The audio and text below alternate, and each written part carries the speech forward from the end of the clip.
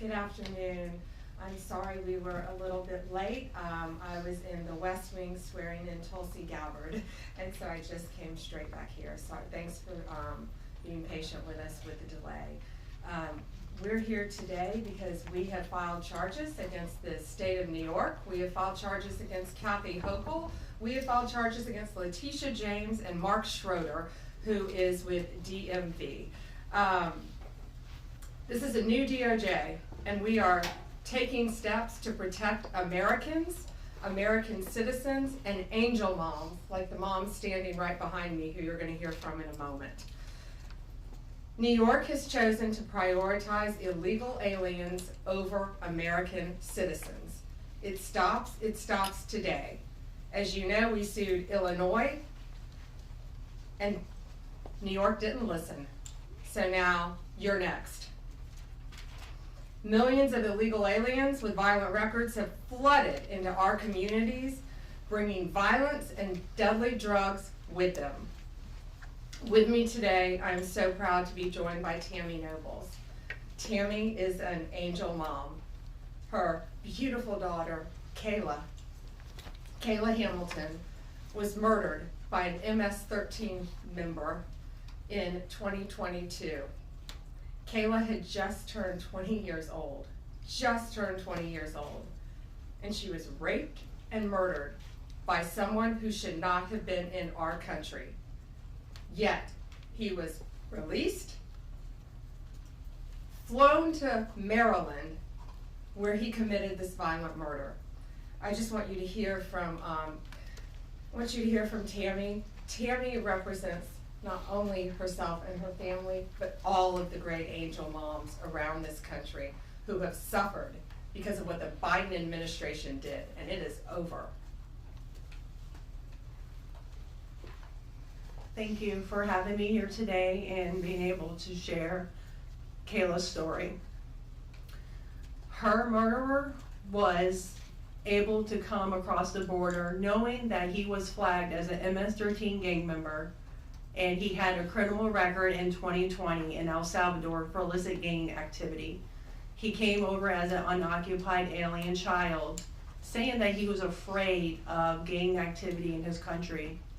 Health and Human Services called him a nice boy, and he showed age-appropriate behavior. That fell so wrong when he murdered my daughter. He ended up in Maryland, where he was able to rent a room in the same mobile home as her. We thought it was a legit company that were renting out these rooms, but it turned out that it was another illegal immigrant who owned these mobile homes, and he knew Walter from El Salvador. He knew him and allowed him to rent a room with my child. Kayla just turned 20 years old 3 days before she was murdered. Her murderer was only living there for 5 days before he viciously strangled her, raped her, and left her on the floor like trash and robbed her of $6. I have been sharing her story for over 2.5 years to bring change, because this should have not have ever happened to Kayla, and it shouldn't be happening to other families being hurt by the border.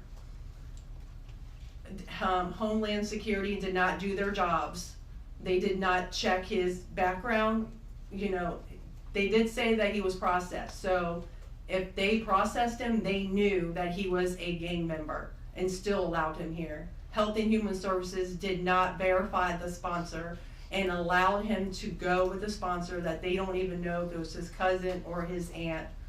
And he was able to leave the sponsor's house to go live wherever he wanted.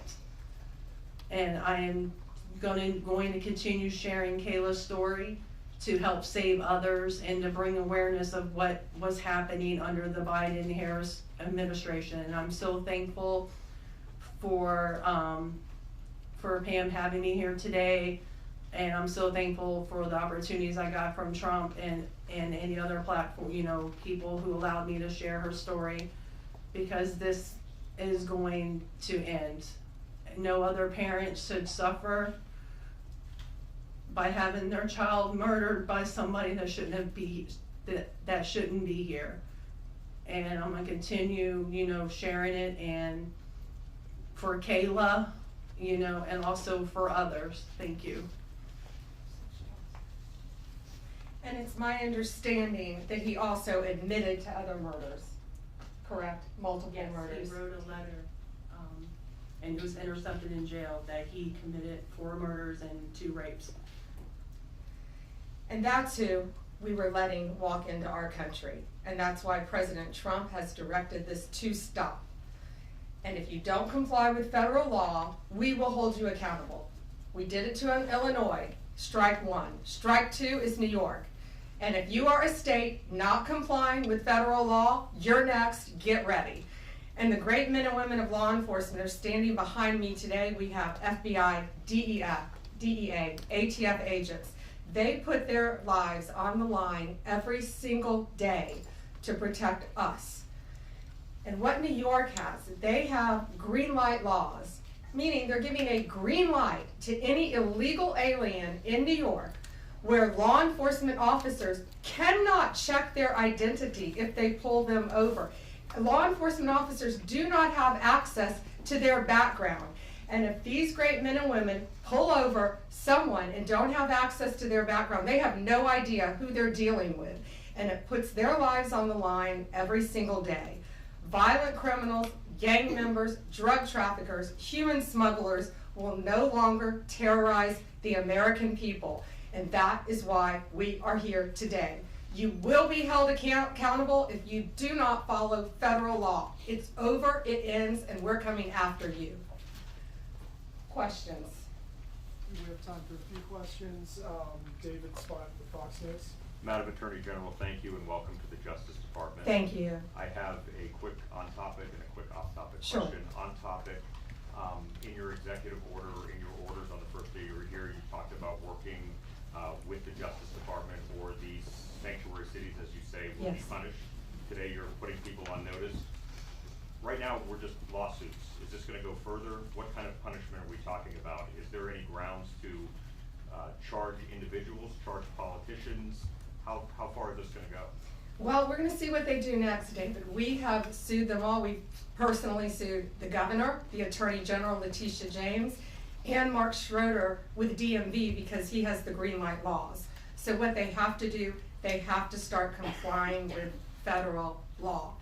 If they don't, we're gonna appeal it and we will win. They have to comply with federal law. Did you have a second question? I did have a second off-topic question in this regard. The judiciary today, Elon Musk, who has enormous influence in the Trump administration, posted on X, quote, "There needs to be an immediate wave of judicial impeachments, not just one." As the Attorney General of the United States, how do you respond to that? Shouldn't the process work out in the courts before we talk about judicial impeachments? I mean, these are just TROs now at this time. Shouldn't these just play out? Yeah, I haven't seen Elon Musk tweet. He is a friend of mine. He is a great man. I think he's very frustrated with what's happening in our federal government. You know, at USAID alone, they're giving out billions of dollars that should not be distributed. We're going to back him up. You know, we work our whole lives in this country and we all pay taxes in this country. And for people to find out that $2 million is going to Guatemala for sex changes is outrageous. And we're gonna back up Elon Musk every way we can. That includes lawsuits against these people who are doing that, and we will be successful. Do you have concerns about judicial impeachments? That's not gonna happen now. We're gonna look at everything. We're gonna follow the law right now. We're gonna follow the process. These are federal judges with lifetime appointments, but they will be struck down ultimately by the Supreme Court of the United States if the appellate courts don't follow the law as well. Lana Richard with the AB. Hi. Hi. Thanks so Nice. much. I also have an on-topic and an off-topic. Sure. First of all, can you just briefly walk us through what the legal claims are you're making in this lawsuit? Yeah, absolutely. So the green light laws are that, this is what the green light law says. It's a green light to illegal immigration, which says they can comply. That law is unconstitutional. They can't do that. And what they've done is they have a tip-off provision that requires New York's DMV commissioner to promptly inform any illegal alien when a federal immigration agency has requested their information.